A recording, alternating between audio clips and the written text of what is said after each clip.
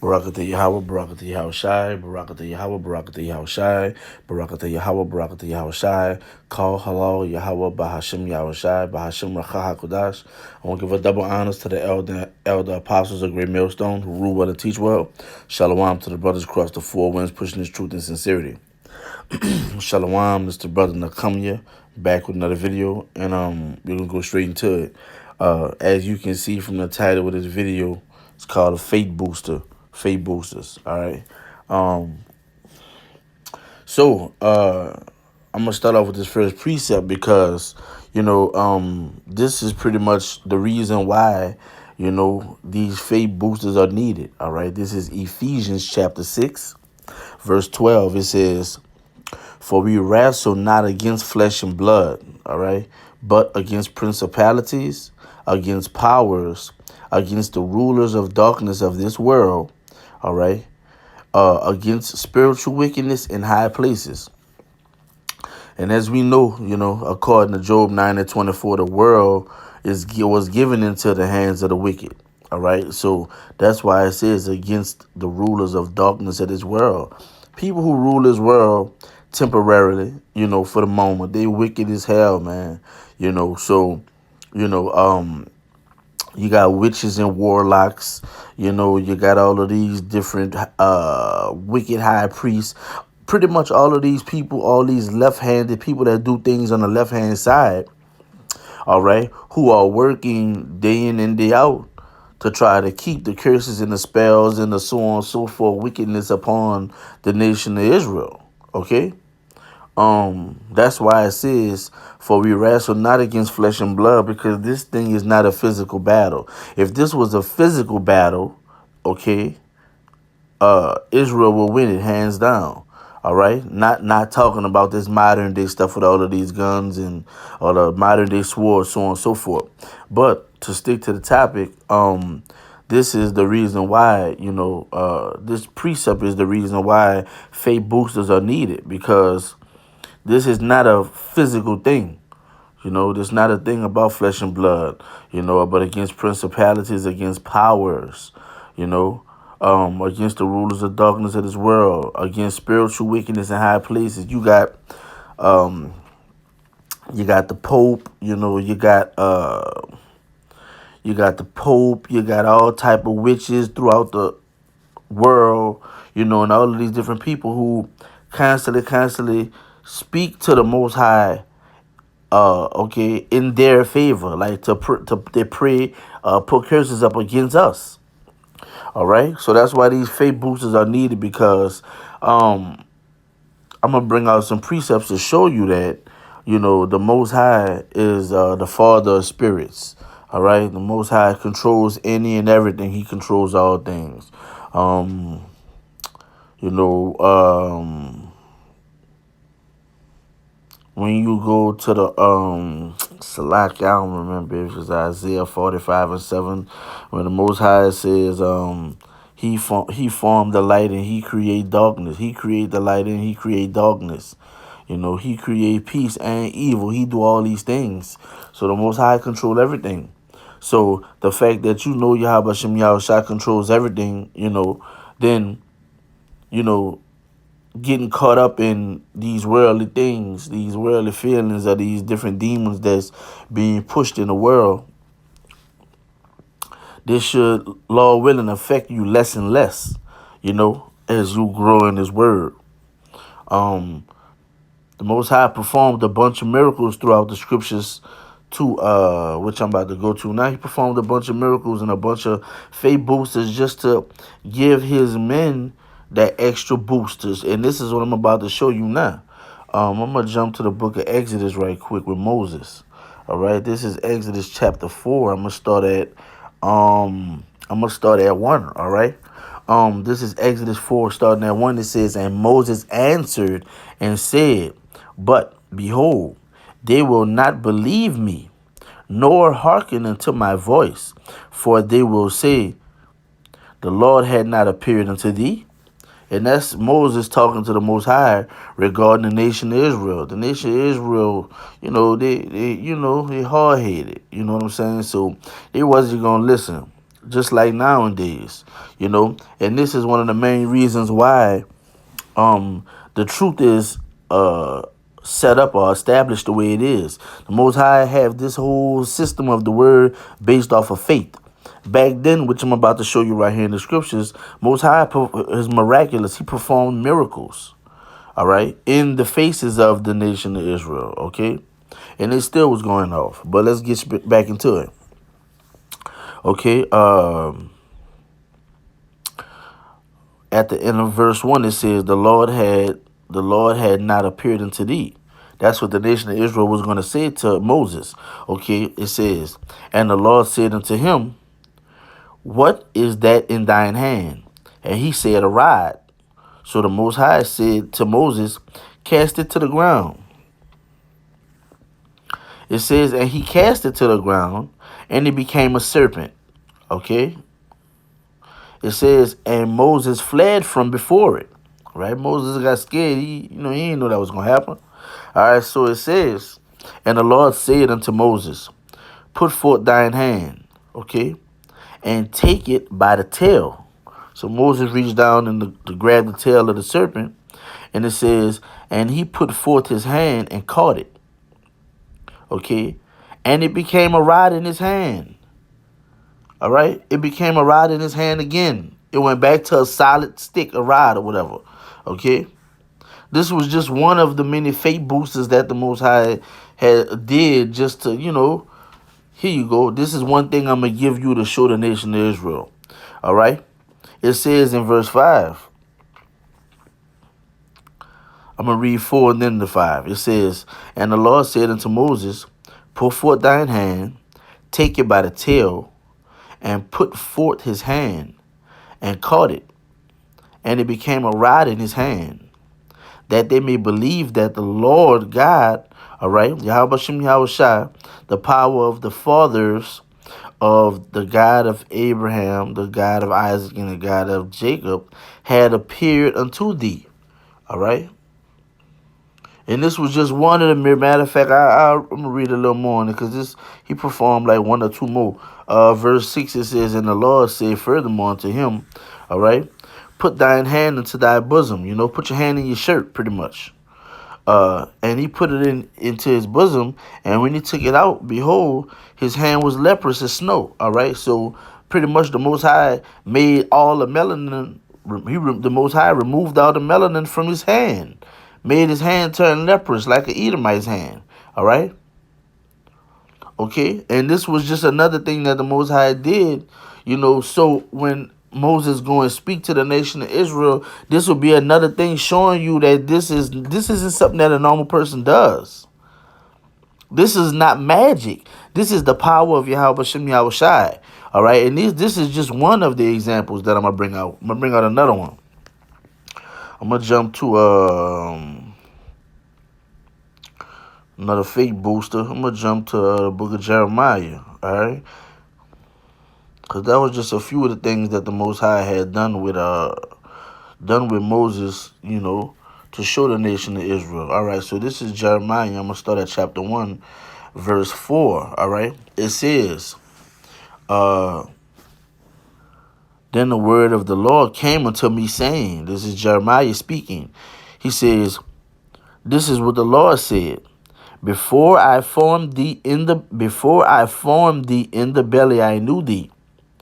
So the Most High is telling Jeremiah, before you was even formed in your mother's womb, I knew you, meaning your spirit, right? Most High in the scripture is going to explain that. It says, and before thou camest forth out of the womb, before you was born, I sanctified thee, and I ordained thee a prophet unto the nations. So the Most High had already put what was going to happen with your spirit at this time. It was already established. It was already sanctified. It was already ordained. All right. This is before you was even in the womb. Okay. It says, then said I, which is this Jeremiah speaking, I, Lord power, behold, I cannot speak, for I am a child. Let's see what the Lord say about that. All right. But the Lord said unto me, say not I am a child. Okay. I am a child, for thou shalt go to all that I shall send thee, and whatsoever I command thee, thou shalt speak. So the Most High is telling Jeremiah, listen, I don't want to hear that you're not. I don't want to hear that you're a child. Everywhere I send you, you should go. You're gonna be able to handle this. Okay, let's see verse 8. It says, "Be not afraid of their faces." Okay, because you see what's going on. You see the brothers on the highways and the byways teaching. This is what brothers deal with. That's why this is a faith booster. For anybody, Lord willing, run across this video and you may not, have ever been on the highways or have ever, seen what's going on, like, or you got that calling and you ain't going out there, the people out there gonna have their faces against you. You gonna have, every nation, including Israel. It might be I'm gonna tell you the way it works is crazy. You'll have more Israelites coming up against you than heathens. And that's just because of the curses in Deuteronomy. But my point is, these people gonna have their faces hard against yours, man. They're gonna be looking crazy. They're gonna give idle threats and, all this other BS. Okay, but what the Lord say? For I am with thee to deliver thee, saith the Lord. Verse 9, all right? It says, then the Lord put forth his hand and touched my mouth. Okay? And the Lord said unto me, behold, I have put my words in thy mouth. So what you about to say, Most High done already put the script together. Most High done already put it in your spirit, man. Most High done already put it in your spirit on what you gonna do and what you gonna say. And more proof of that is in Job 33. I think Job 33 verse 15. When the Most High talk about he seal what a man gonna do in his dreams way before the man wake up. So these things is established. Predestination is a major thing with Yahweh Shem Yahushai. All right? I'm going to jump to another precept, and then I'm going to wrap it up. But this is just my point, a quick little faith booster to let you know, because, you got all type of demons, like I just read in Ephesians 6. Man, you got demons and high priests and all of these different people working against you to get you away from this. So that's why this is coming out as a faith booster. All right? And I'm going to jump down to Bel and the Dragon, and I'm going to wrap it up with this. It's only one chapter, but I'm going to go down to, I'm going to start at verse 23. All right. And this is dealing with Daniel, all right? This was another time where Daniel, okay, was captured, okay? This was another time that Daniel was captured. All right? It says, verse 23. Chapter 1, verse 23. And in the same place there was a great dragon, all right, which they of Babylon worshipped, all right. It says, and the king said unto Daniel, wilt thou also say that this is of brass? All right, because Daniel was speaking about how you worshiping idols. All right, you worshiping idols, just like when you go into the letter of Jeremiah. The letter of Jeremiah talk about you people worshiping wood. And you worshiping wood and all of these different homemade idols. All right? But back to the point right here. It says, and the king said unto Daniel, wilt thou also say that this is of brass? Lo, he liveth, he eateth and drinketh. Thou canst not say that he is no living God. Therefore worship him. Right? That's what the king told Daniel. Daniel said unto the king, I will worship the Lord my power. All right? For he is the living power. Yahweh Shem Yahushai. Verse 26.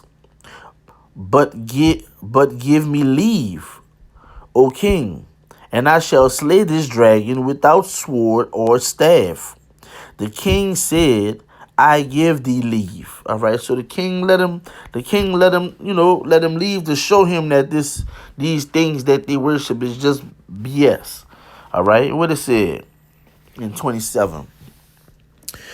Then Daniel took pitch and fat and hair and did the seed them together. All right, put it together. When it said he did seed them together, he put them together and made lumps thereof. This he put in the dragon's mouth, and he so Salakia.